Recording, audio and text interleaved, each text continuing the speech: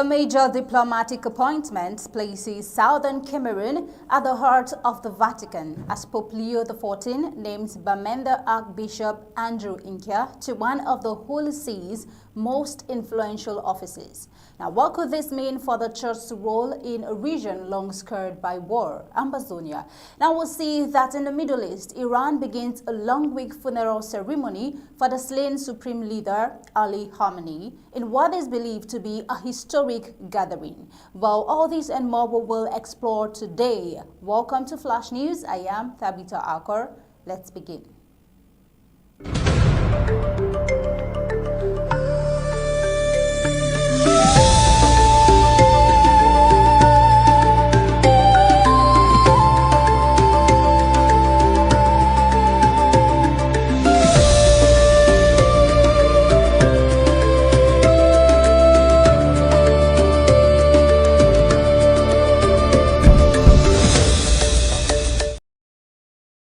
Pope Leo XIV has appointed the Archbishop of Bamenda, His Grace Andrew Nkea, as a member of the Vatican's Dicastery for Evangelism, one of the Holy See's most significant departments responsible for advancing the Catholic Church's missionary work around the world.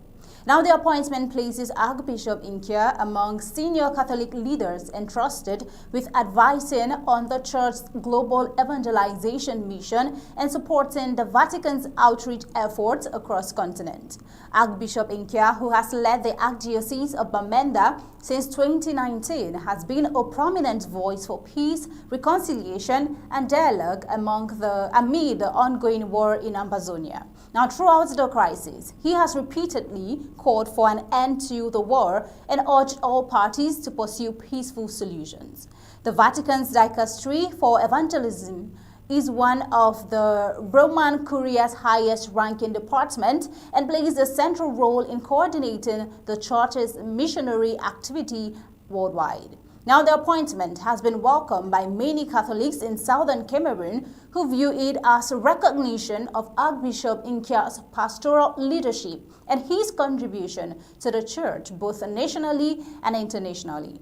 The announcement has also generated political reactions on social media, with some users urging the Archbishop to use his new position to draw greater international attention to the war in Amazonia. Those comments reflect the views of the individuals expressing them and are not part of the Vatican's announcement. Now we'll see the Archbishop Nkea's appointment marks another milestone for the Catholic Church in southern Cameroun, strengthening the country's representation within the Vatican's senior leadership structures. Bishop Nkea receives an historic appointment, but will this lead to a greater role of the Church, especially when it comes to dialogue and brokering peace in southern Cameroun? Well, let's move ahead.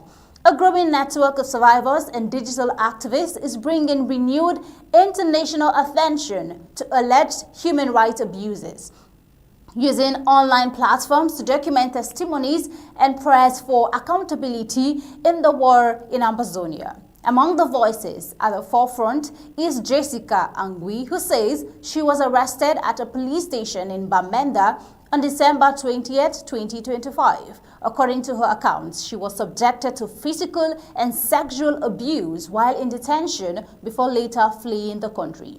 She says her experience reflects what activists describe as a wider pattern of gender-based violence and intimidation linked to the war.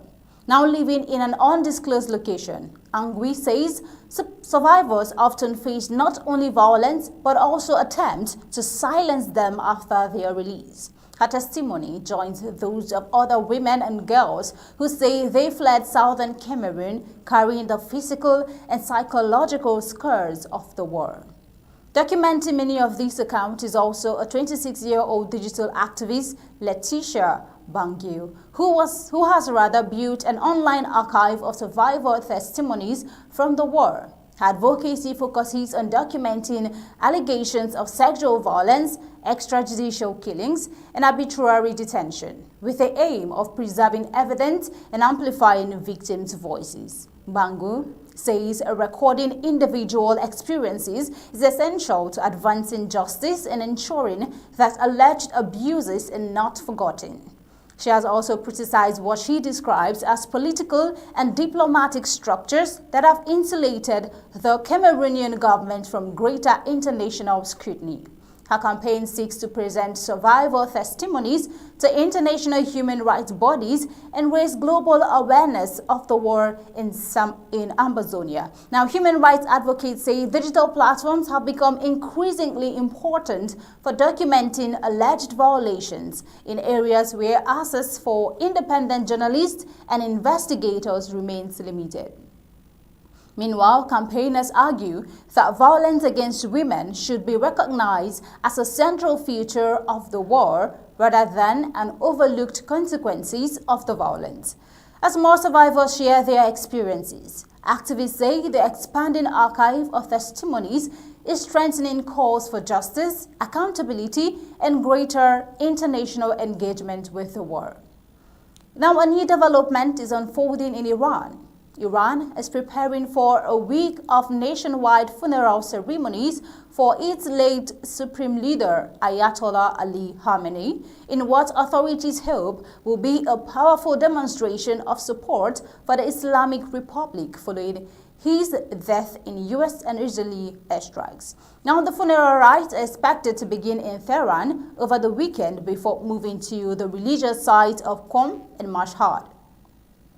Additional ceremonies are also scheduled in the Iraqi shrine cities of Najaf and Karbala.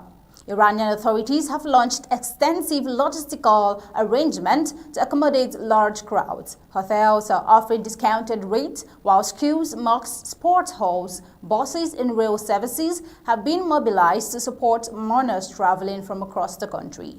Officials have portrayed the funeral as a defining national moment, urging millions of Iranians to participate in what they describe as a demonstration of unity and resilience after a war they say threatened the country's survival. Let's take a look.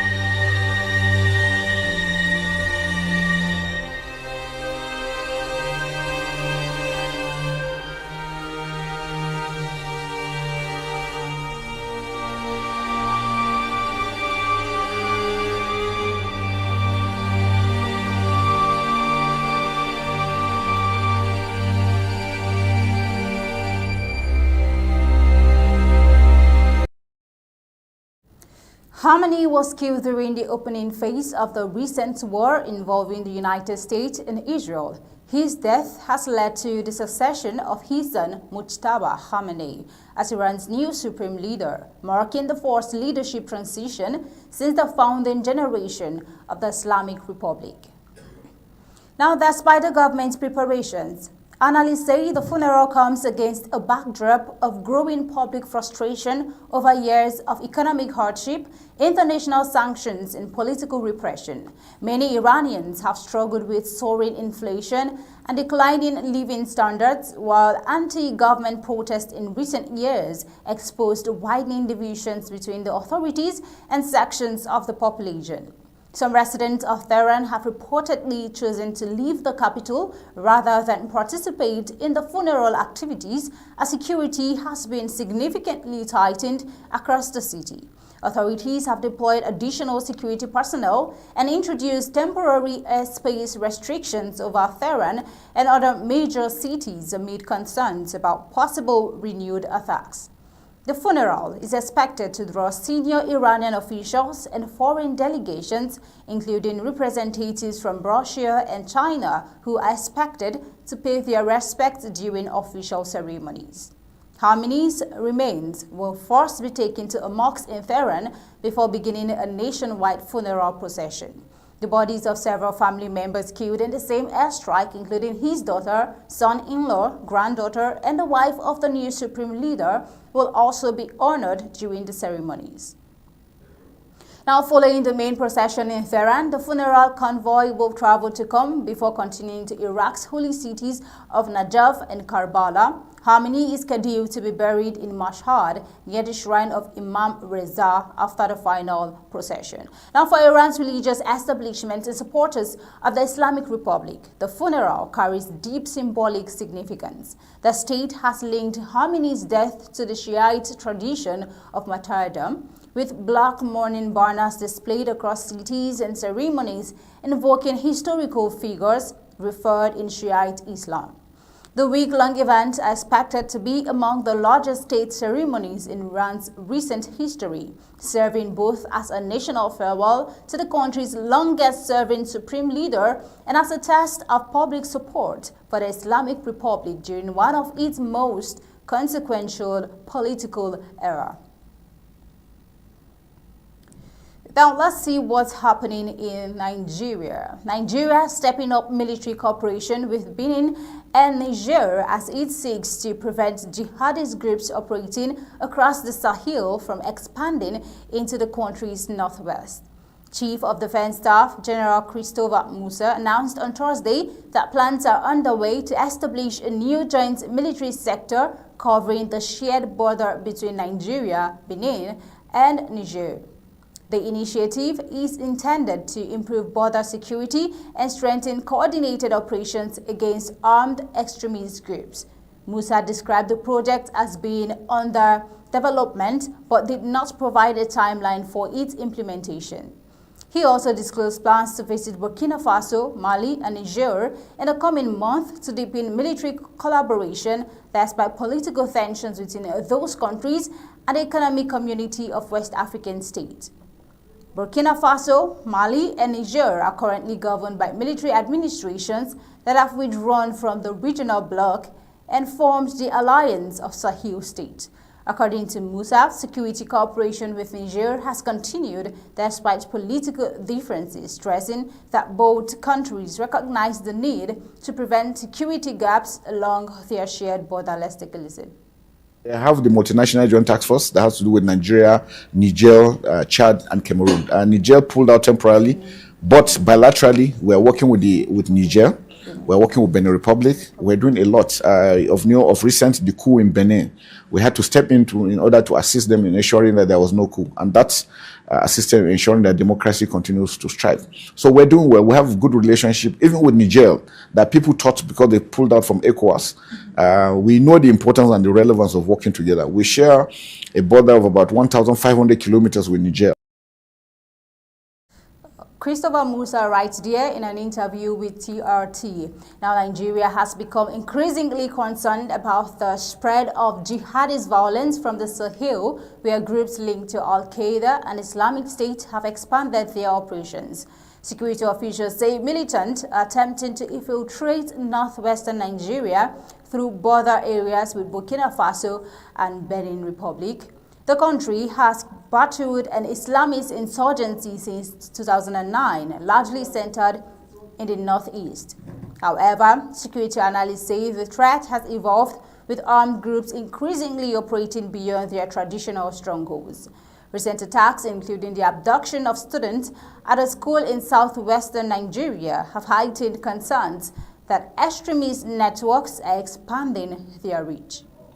Meanwhile, Nigeria continues to work with international and regional security partners in counter-terrorism operations. Just recently, the United States has carried out strikes against militant targets in the region, while Benin's security forces have coordinated operations with Nigerian authorities along parts of the shared border.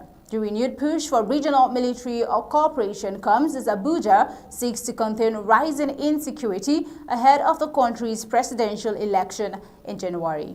Amid concerns that violence could disrupt voting in affected communities, right? This is a development coming from around the world and right here from Iran, the home front, and in Africa. But then until next time, this is where we draw the curtain on today's Flash News. Do have a pleasant day and stay safe.